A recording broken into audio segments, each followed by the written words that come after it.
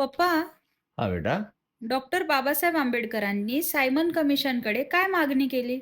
Okay. काय झालं बेटा, की 1928 ला सायमन कमिशन भारतामध्ये ज्या हळू-हळू स्वातंत्र्याविषयीच्या ज्या सुधारणा होत होत्या किंवा टप्प्याटप्प्याने स्वातंत्र्य देण्याचं धोरण जेव्हा ब्रिटिशांनी अवलंबिलं होतं, त्यावेळेस 1928 ला त्याचाच एक भाग म्हणून सायमन कमिशन हे भारतात आलं. तेव्हा काँग्रेसने त्यांच्यावर बहिष्कार टाकला होता, की गो बॅक सायमन. तू इतिहासात वाचला असशील, की गो बॅक सायमन अशा घोषणा दिल्या. परंतु डॉक्टर बाबासाहेब आंबेडकरांनी या सायमन कमिशन समोर जाऊन साक्ष देण्याचं ठरवलं. सायमन कमिशनला त्यांनी निवेदन दिलं आणि डॉक्टर बाबासाहेब आंबेडकर म्हणतात, की मी जर सायमन कमिशन समोर जर निवेदन दिलं नसतं किंवा सायमन कमिशनला मी सामोरे गेलो नसतो, तर कदाचित मला जगाच्या पटलावर जाण्याची संधी मिळाली नसती. गोलमेज परिषदेमध्ये तिन्ही गोलमेज परिषदेला डॉक्टर बाबासाहेब आंबेडकरांना ब्रिटिशांनी सन्मानानं निमंत्रण दिलं आणि या संधीचा फायदा घेऊन डॉक्टर बाबासाहेब आंबेडकरांनी 30, 31 आणि 32 या तिन्ही गोलमेज परिषदेमध्ये जाऊन केवळ अस्पृश्यांचाच आवाज उठवला नाही, तर देशवासियांचा आवाज सुद्धा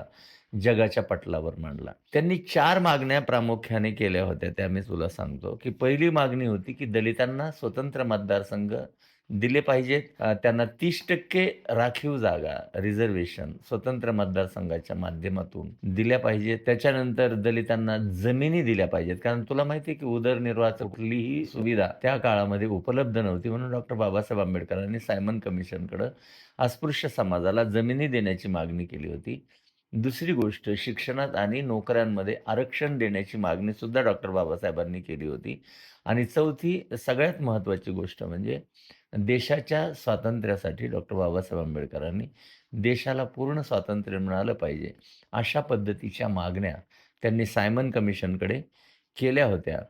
त्यामुळं डॉक्टर बाबासाहेब आंबेडकरांना पहिल्या गोलमेज परिषदेला निमंत्रण मिळालं आणि म्हणून डॉक्टर बाबासाहेब आंबेडकर असं म्हणतात, की मी जर सायमन कमिशन समोर जर साक्ष दिली नसती, तर जगाच्या पटलावर जाण्याची संधी मला मिळाली नसती आणि देशवासियांचा आवाज तिथे प्रकट करण्याची आणि अस्पृश्यांना आपले हक्क मिळवून देण्याची संधी मिळाली नसती, असं डॉक्टर बाबासाहेब आंबेडकर म्हणतात.